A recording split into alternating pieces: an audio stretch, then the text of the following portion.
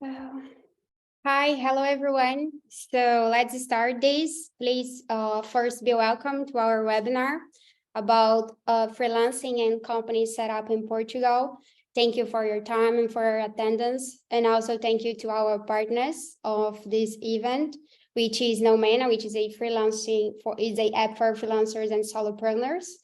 And you can connect it through this QR code inclusive with me, like after this presentation, I will upload my PowerPoint presentation in this none, and you can have free access and send your friends or just get some more information for later.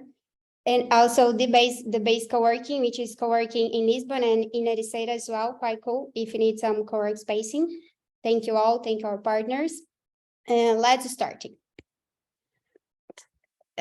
So first things first, my purpose with this webinar is provide you guys a clear overview around start your activity in Portugal as freelancer or as a company or both, if you want. And so first, what I am to be here trying to pass you this overview, I'm a lawyer. And I have over 14 years experience. The first years of my career, I was working in the court and in the ACE office. And in the last 10 years, I work in law firms in 4 different countries in corporate field and also with private transactions.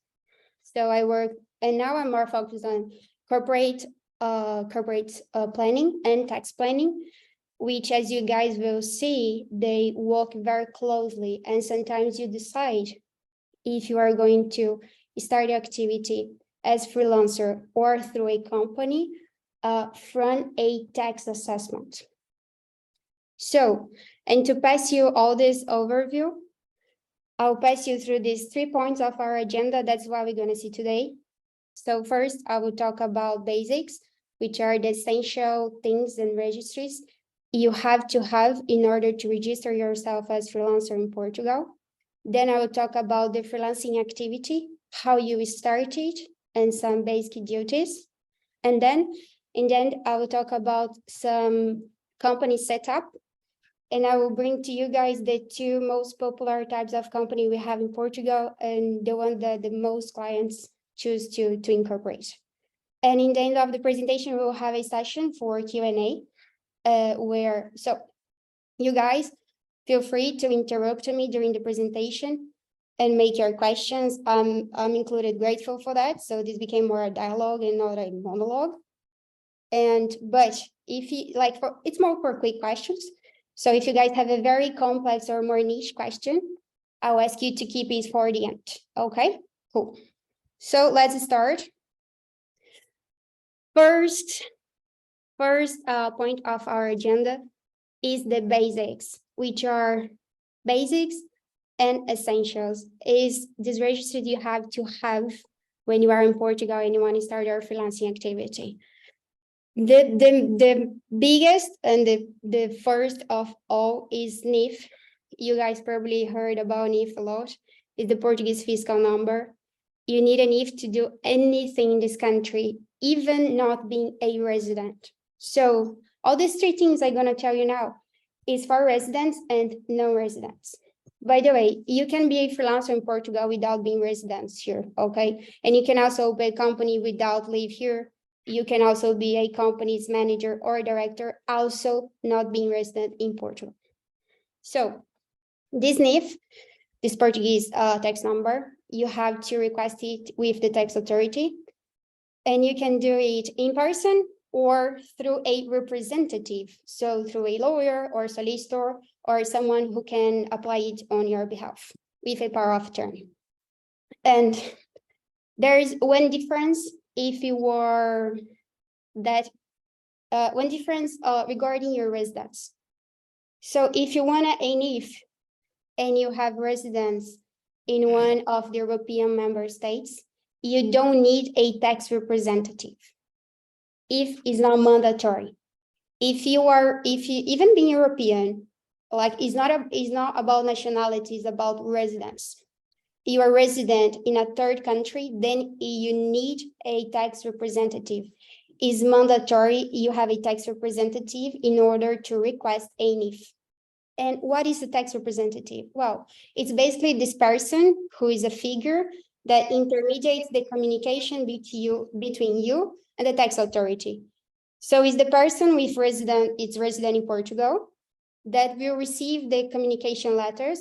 The tax authority here is still use a lot of paper letters. This tax representative will receive it from the tax authority and will send it to you. That's basically it.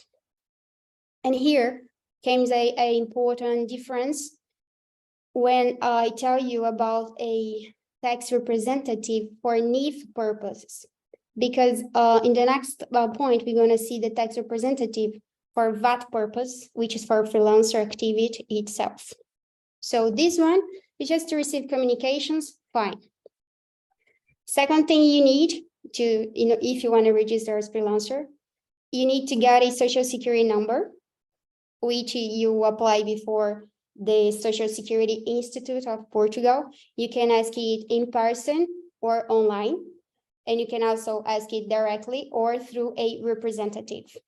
And regarding the online request, even if the request you can do online, you have to go there in person to take your number. They just deliver the paper in person.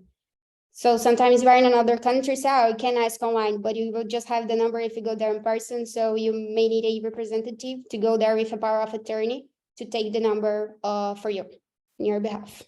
And once you have the NIF, you can ask for a bank account. It's the bank account preferable in a Portuguese bank. And the bank account will be requested also when you're opening your activity, when you're starting and register yourself as freelancer. So to register yourself as freelancer, you need to have a NIF, a NIS, social security number, and a bank account. And to make this bank account, you need to get a NIF. So it's necessary a mandatory sequence of steps. Well, seeing that, now you're going for the freelancing activity itself. So you know already what the essential registries you need to have. Once you get it, you decide to go for freelancing, how you do it, how you start it, and why you start it. First, it's quite simple, like conversely to what I have clients who came from other neighbor countries, they said was quite complex, bureaucratic, and expensive being freelancer in Italy or Spain. I've heard about it. In Portugal, it's quite simple. All you need to do is a register saying, I'm starting my activity as freelancer. I'm going to do this activity to the tax authority. And you can do it in person. You just move it here. You have your NIF, your NIS, and your bank account. We go with these documents in person on the tax authority office, and you do this registration that we call, in a raw translation, open activity. Or you can do it online through the tax authority website that we call Portal das Finanças. And to access this tax authority website, you need a personal access. What happened? When you request your NIF, when your NIF is granted, you also have a access for this tax authority website. What happens that many people, they don't know about this access, so they never request it. And it's something quite simple. So you who are in this webinar, you can just enter on the tax authority website. I will call just website for now, okay? And you just request this access, and the tax authority will send you to your address or to your tax representative address a letter with this access. And with this access, you access with the login details, you access the website, and you can do many things there, including register yourself as freelancer. Where comes the problem? Because most of information of this website is in Portuguese. And when it comes to registries and other these formalities, it's a bit tricky because it has some quite formal questions that you not always know. So if you have doubts about that, it's better you get some assistance from some professional or someone who can do it, other than just make information by yourself, make it wrong, and run the risk of paying taxes over that.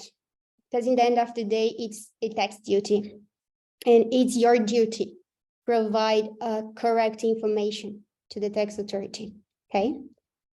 So once you have the registration, you have to know about some very basic duties of a freelancer in Portugal, which is you have to have a mandatory insurance for work accidents. This is mandatory for all freelancers. And depending of your activity, you also may have to have another type of insurances.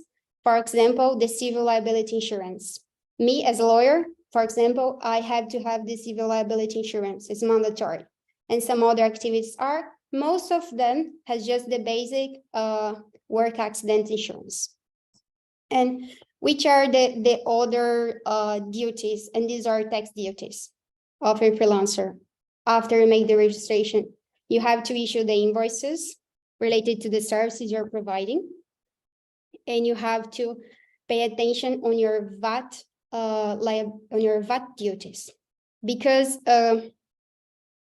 when you register yourself as freelancer, you make an information where you say the projected revenue is the revenue you expect to have in that year, or in the proportional remaining year, depending which month you made that.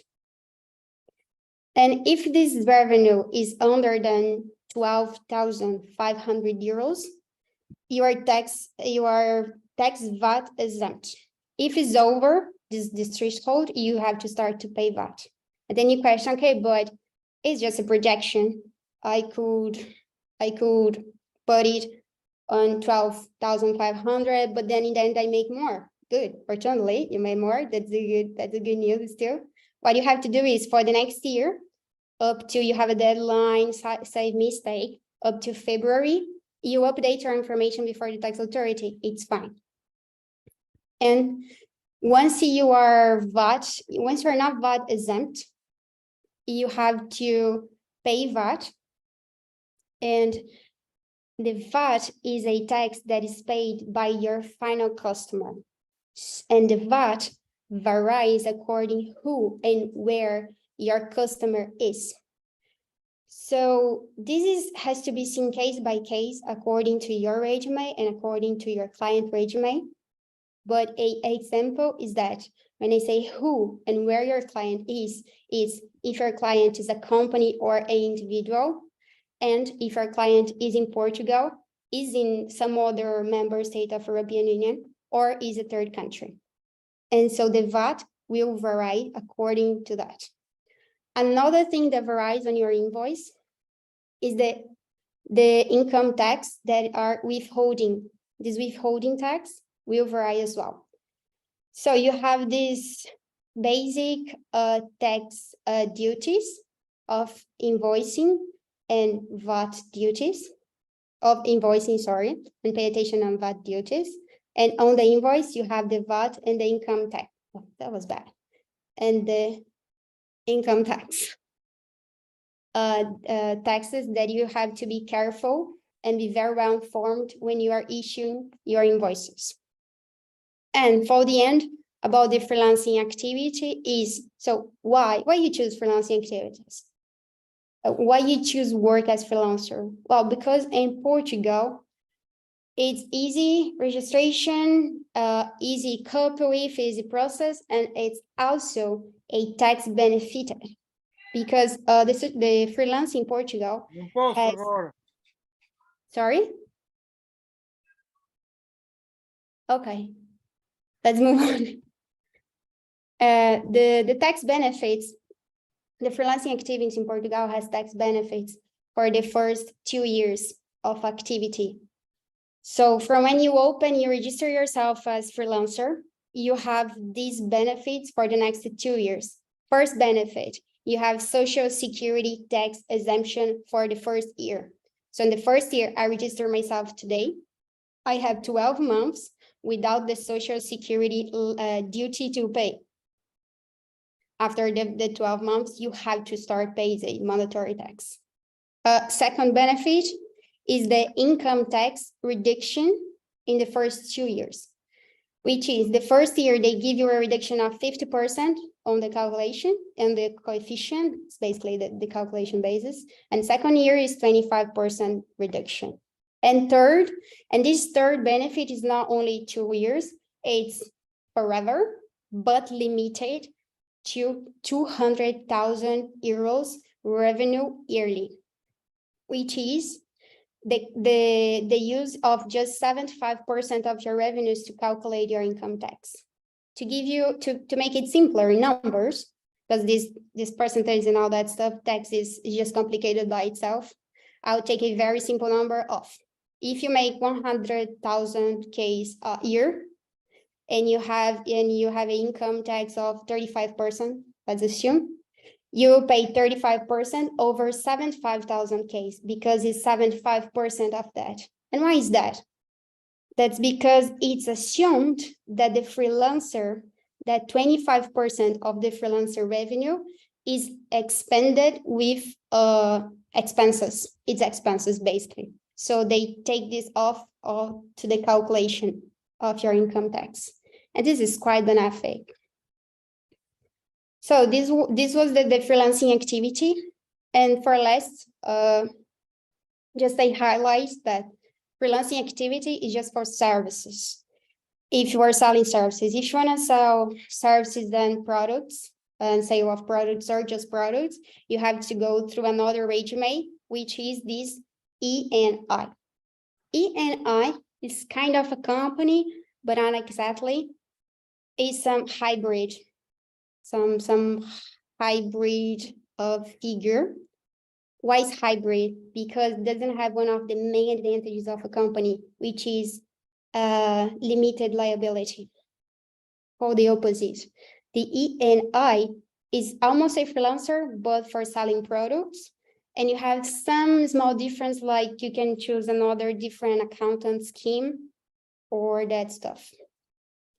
And the disadvantage, thus, is because it has unlimited and personal liability of the sole shareholder, which means doesn't have that limitation that real actual companies has. So this, you see that this from 1 to 3, 1 is the simplest company, and I still say company because it's hybrid regime, and to the most complex and complicated company, which is the SA. It's and in the middle, we have the LDA, which is the practical, accessible, and easier company. And you guys know, now we're going to speak about the LDA and the SCA, which are real actual companies. And both of these companies, although just the LDA has on its name, both companies, they are limited liability. And they are the most popular companies in Portugal. And to one of these, the most popular still is the LDA, which is a company by shares. Which is the main difference between both?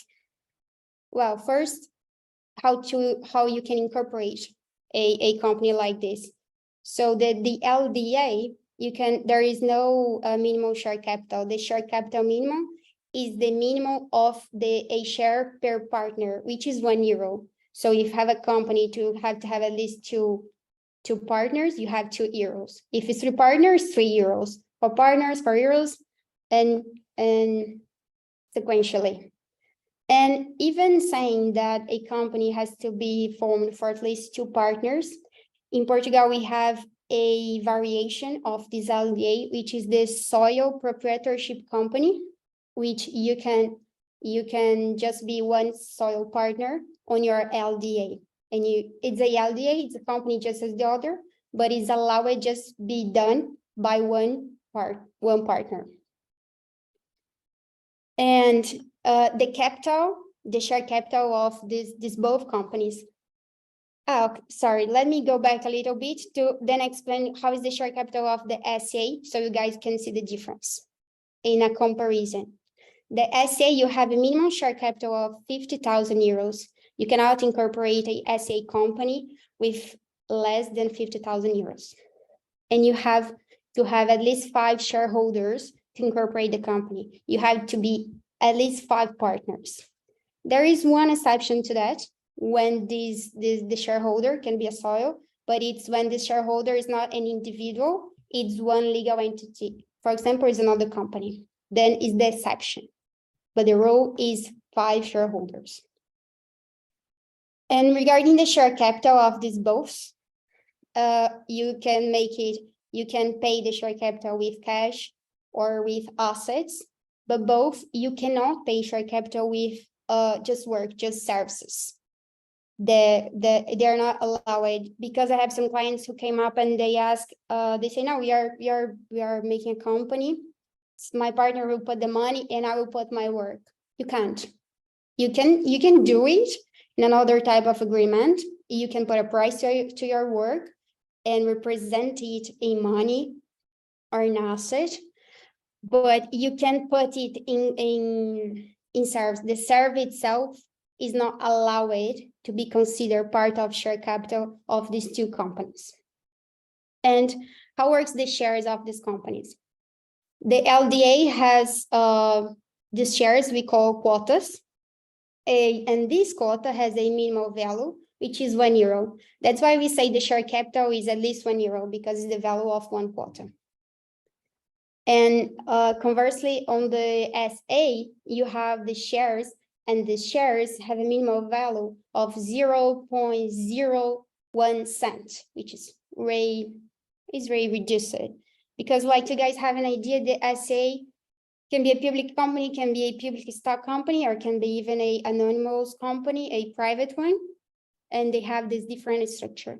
That's why you can have many shares with way lower value. And the shareholder responsibility, what's it? Is the limited liability. Both are limited to the share capital of the company and to how much you as partner supposed to pay off this share capital. Your liability is limited by that. And which means that your personal assets are not paying by the company's debt in rule, in general, unless of course it's provided later by exceptions exist, right? Always. So that you use the company in a wrong way and that stuff. But rule to know about companies, as I assume everybody's using company here to make a great business, is the liability is limited to the share capital of the company. And for the end, as I said in the beginning, the essential and the basic needs to individuals start a freelancing activity, what they need to have. I'm also talking, to be fair, the basics and the essential information you guys need to know and decide in order to start your company. Of course, alongside the company process, incorporation, and even after, you have many other things to decide. But these are just basics to you really start the process that can be quite fast, or you can slow down as you don't have these things decided. And what are these things? So you need to decide the name for your company. And the name can be, you can pick this name. And if you wanted to choose this name, you have to apply for a name certificate that takes up to 5 work days if you don't ask with urgency. And after 5 work days, you get this name certificate. Or you can say, I don't really care about name. Any name for me, it's okay. I just want a legal entity. You can choose a name of a pre-approved list of the company's house, and this name is for free. To choose a name and to apply for that, you have to pay an administrative fee, which is €75. And to just choose any name of this pre-approved list is for free. And you don't have to wait 5 work days. It's just immediately at the time. And you also can choose for free immediately at the time without have to wait if you want to name your company with your own name. So you can choose even your own name followed by the company sector, for example, the company activity, or just your own name, like the first and the last surname. For example, could be Bruna Eid, video producer. My activity is video producer, LDA. That's it. Or Bruna Eid, LDA. This is also for free, immediate. You don't have to wait. Just go for it. Another thing you need to know in order to start your company is the address, where your company is based. Because And you need to have it very upfront in case you want to choose the name of your company. Because when you are filing the company's name certificate, you have to say already the company address and the business purpose of the company. If you don't have it in mind, you just take you longer to apply for the name and to apply for the company incorporation itself. So you have to have a name decided, or choose certificate or not. You have to have an address. You have to know the share capital and when you are going to pay it. Because the share capital of a company don't need to be paid immediately when you incorporate it, when you create your company. It can be paid immediately. It can be paid in 5 days after incorporation, or it can be paid until the end of the first year. So let's say we open a company today, it's May 9. You can pay the share capital, which means you have all this time to make the deposit of the amount on the company's bank account until December 31st. That's what this means. And you can choose it. So when you open your company, you say share capital, 10,000 euros. I'm paying till the end of this exercise. That's it. And for the end, but not is also a essential, is who will be the manager of your company. Many of clients, they're just the manager themselves, mainly if it's a soil proprietorship company, a soil proprietorship LDA company. They're the manager themselves. And what is important to know the manager? Because to be, as I said in the very beginning, to be manager, director, shareholder, you need to have an if. So if you need a company for a few days, and this really happens, we have clients that just show up and they need a company for 2-3 days, and you don't have an if, what will delay your process to open your company is not the company incorporation process. It's because you need an if before. So if you get in the end and your manager is not you, or you don't have an if, or is someone else you wanted to hire, but the person is also a foreigner or something, it doesn't have an if, this will delay your process. And well, guys, that's it. I hope it's being clear. And I hope I fulfill my purpose today of passing this clear overview to you guys know both options you have when you start an activity in Portugal, if by freelancing or if by a company. First, to decide it, what I do recommend is make a tax analysis and a business projection and decide which way worthy more for you. And once you decide, you know already you are prepared to explore these both options. That's it. And well, as I said also in the beginning, this PowerPoint, it's for you have information for later, and also share with your friends who didn't have the opportunity to watch, and maybe they are also thinking about coming to Portugal or do business in Portugal or anything. Feel free to share. And now we are going to our Q&A session. And thank you so much for your attention. And that's it. Thank you. Hi, Bruna. We have some questions on the chat. Okay, I will read the chat, but you guys can also talk. They're not mute, are they? They can yeah, unmute and talk freely, no problem. Okay, so what's the implication of not being a managing partner compared to just being a partner, please? Well, the implication is the responsibility of the decisions taken on the company. If for some reason, this is exception, okay, really? This is very exceptional. But if for some reason your company had some tax issues and they want to accuse you of being that like consciently, you can say, look, but I'm just shareholder. I'm not managing the company. I'll put my manager here to answer to you. That's the main difference. Okay. But the implication is just on the bad case if something really bad happened. But in normal cases, like in normal daily corporate life, there's no implication. The difference is shareholder is one position. Manager is another position. Manager is the guy who manage the company, shareholders, just who put the money there. Of course, many shareholders, they just run their companies. That's why they just keep the managing role. Some shareholders, they run the company without being the manager, and they run the company. So the implications are, they're not that that is about registries, basically. But both the shareholder and the manager both need to have the NIF that I said in the beginning. And I hope it's clear. If it's not, you turn to ask again. If you have some specific concern about that, you can ask. Let's see next. How can someone from the third country do it totally online without being in Portugal? Well, Sama, you can hire me. You can do it online, totally online, by hiring a representative to do it on your behalf here in Portugal. And you have to grant a power of attorney. This power of attorney has to be legalized.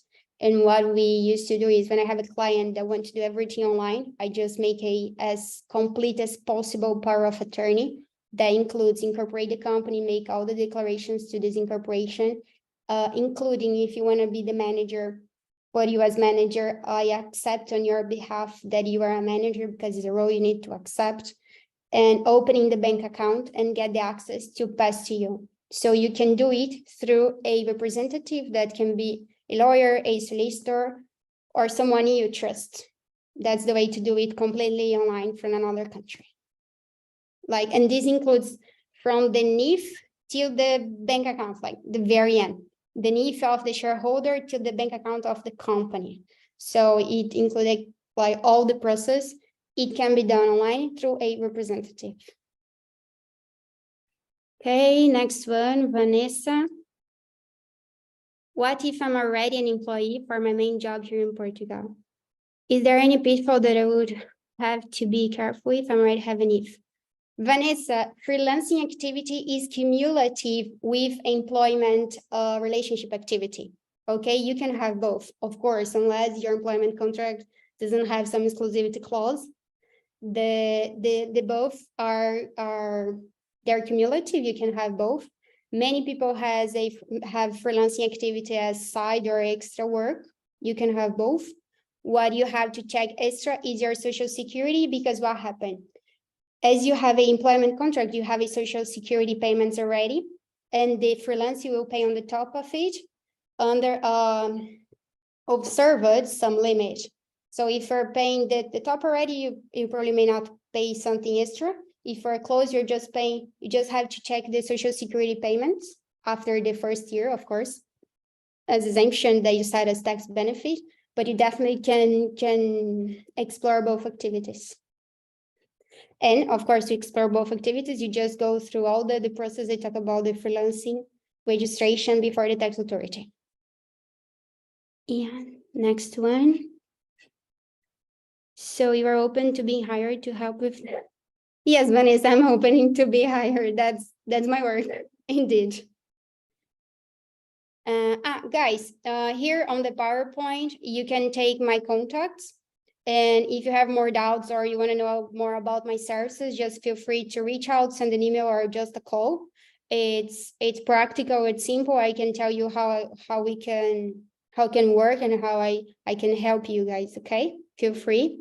That's one of the purpose. The objectives of this webinar is you guys know the tools and the people you can reach out in case you have some interest to develop something in Portugal. We are here to help. And Osama, could this be useful to apply for a visa later? Yes, it could be useful because you have the entrepreneur's visa, so it could be useful. So if you have a company and you're also a manager of this company, you have the entrepreneur and the managing role, or you can have just like the managing role, for example. So yes, it can be quite useful. Yes. Could enjoy. Yes, Rui, you can have access to the recording. We are going to send all you guys this. We are going to upload this presentation on the Known, which is this channel I have inside Nomena, which is quite useful. So just send your emails You can either send your email here to the chat and I will pick all the emails later, or you can go in the very beginning of the chat and you can click on this type form and put your email and I will receive automatically and I will forward you the none, which is this channel, and also the presentation. And more again, I had a nice consultation. Hey, Osama. Ah, yeah, we had. Thank you. Hello. Hello. Hi, it's Osama again. Hello. Yeah, thank you for the presentation. I have a question regarding the freelancing part. Regarding what? Say again. The freelancing part. Okay, go on. So if I don't exceed like 12,500 euros per year, I will not pay taxes on that. That's right. You're not paying VAT. You're still paying income taxes, Okay. but you're not paying VAT, just the VAT, okay? Okay. Okay. So it's not just the VAT, not Yes. the taxes. This exemption, this limit Okay. is for VAT exemption only. Okay. And you talked before about the minimum taxes that you should pay, which is like, let's say that you are making like 800 or like 900 euros per amount, maybe like 10,000 a year. So like you are not paying the VAT, but for the taxes part, you'll still pay that. Is there a minimum amount that you should pay per year? To pay of the income tax. Yeah. Is there a minimum amount that you should pay?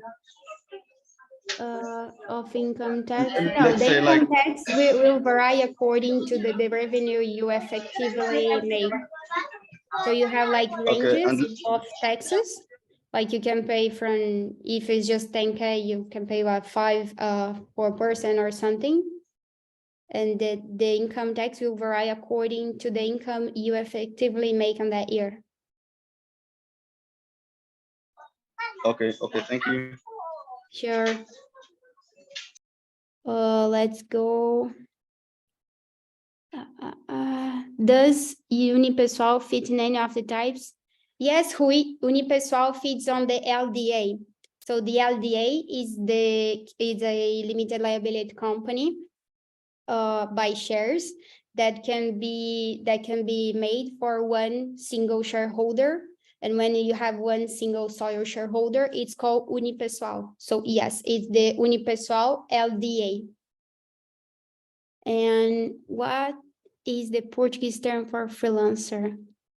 Joseph, the Portuguese term for freelancer is what we can translate for self-employed, which is also here in the chat, trabalhador independente.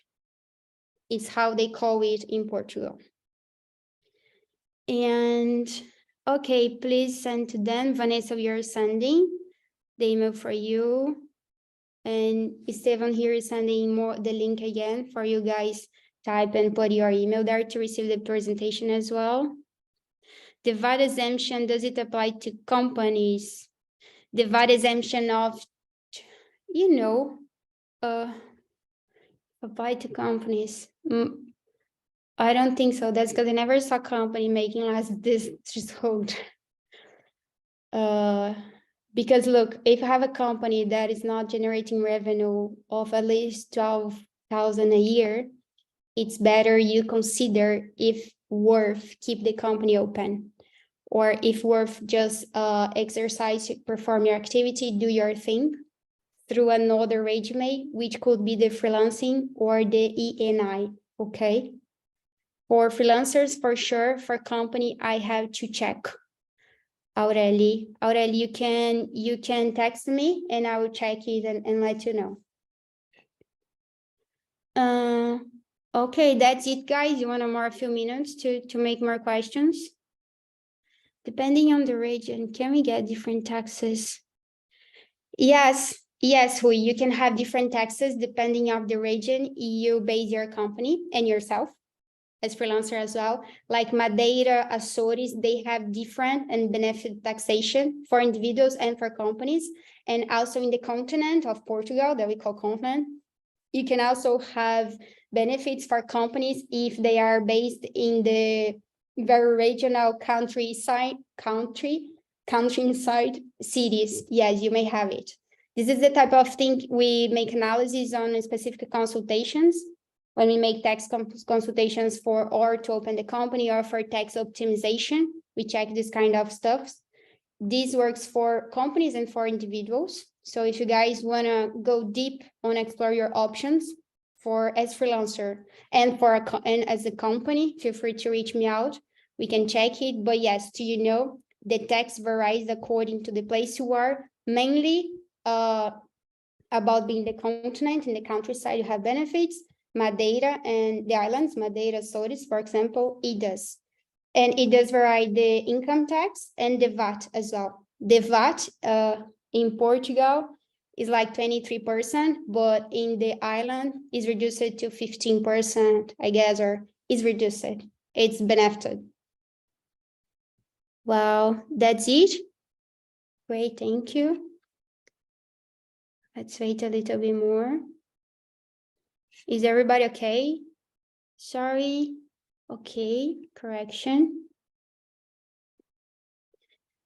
The others who want, I just seen Vanessa here send her email. I assume all other of you send your email through this link that has a tab form. Is that correct? If it's not, just send your email or go to the link, please, and we'll be able to send you the presentation and to send you this on this freelancing app that I will start to use more. It's like a channel to change information and to give these insights that may help you guys a lot in this overview, to build up this overview about your options in Portugal to be explored. Okay. Paolo, pessoal. Here. Esteban, send again, it's here the link. You guys can talk as well, okay? Then it's just not only me talking.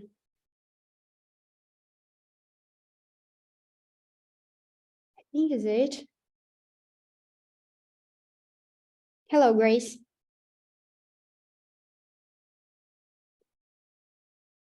That's it, guys.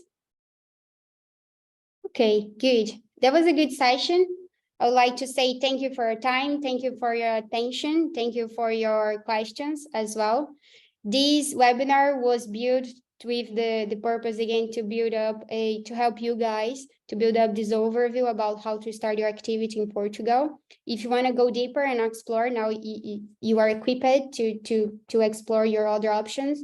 Feel free to reach me out. I provide consultations on the corporate structure and tax structure, and we can speak about your specificities and your circumstances, so you can have more driven decisions on this area. Yes, Vanessa, I'm based in Lisbon. I'm based in Lisbon. The office is in Saldanha, which is close to Marques. And I'm based in Lisbon for the last 4 years. Thank you so much. Thank you, Marco. Thank Grace. Thank you, everybody, for listening to me all this time, this monologue. I will present more webinars in the close future about the companies, the corporate matters, about contracts, about investment contracts, which is quite interesting for startups, because startups are in this scenario about need money and financing. So the investment contracts is for these early stage startups that might be interesting, and you guys will also be informed if you are registering this in the Nomena app, or also by the meetup. Yes. Is there an estimation for your charge for a consultation? Depending what you need. The consultations for freelancing activity, it starts from 300 euros. And for company, I really can say, because company can enter in a very complexity thing. But I think from this starting point of the consultation for the freelancer that we have lots of, you can have some idea. But what I used to do is I have a call if you are making many questions, and I figure out your circumstances, and then I make a concrete offer for you.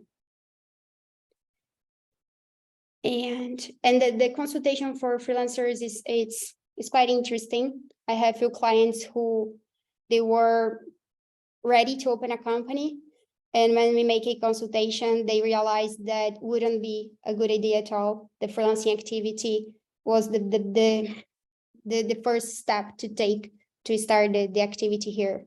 Because just you guys having a roughly idea, for example, if when I start your activity, let's say your company, but you are not projecting to have a revenue over than 200,000 euros, or many people is projecting like 60,000 euros a year. And if you're projecting to have this low revenue, this shorter revenue for at least the first 2 years, it's quite benefited, it's quite benefic to have the freelancing activity, because then you have those tax benefits. So it really varies in depending of your business, of your projects, of your business plan, to the short term, which is like from 1 to 3, 5 years, to the long term. And one thing you can have in mind is you can start as freelancer and you can open the company next. It's not because you make one option, you have to remain forever with that option. So you can start as freelancer because you concluded, you took a decision based on a consultation that option in the first 2-3 years is better for you, or first year. And later on you open your company. Because what is a key and turn point about that? Open your activity, start your activity as freelancer, you don't have expenses. And when you start your activity as company, you have expenses from the beginning. You have at least to pay monthly your accountant. And when you start as freelancer, you just have expenses, which are the tax you pay if you make money. If you sell your service, you issue an invoice, and then over that invoice, you pay taxes, which is different. And you can open easily, you can suspend your activity, say, I open my activity, but I start a master. I don't know. I decided just suspend it for a time. You can suspend your activity on the tax authority very easily as well. And you can even terminate and close the activity easily. When you have a company, it's a bit more bureaucratic, it's way more bureaucratic to terminate and to close this company. And until you close, you have duties rolling on. So that's why you have to really think carefully about that and to take the decision based on facts and actual information and on your project, on your business plan, where this is leading you. And that's it. Thank you so much. Yeah, guys, are we good to go? I'll take silence as yes. De nada, Vanessa. You're welcome. Wow, that's it. Thank you, guys. Have a good night. Enjoy the summer that is just starting in Lisbon. And reach me out if you want something else, some service, some consultation, or just some tip. Really, I kept your doubt about the VAT exemption for companies as well. You please text me. You send me the email I send you. You can answer with this. And that's it.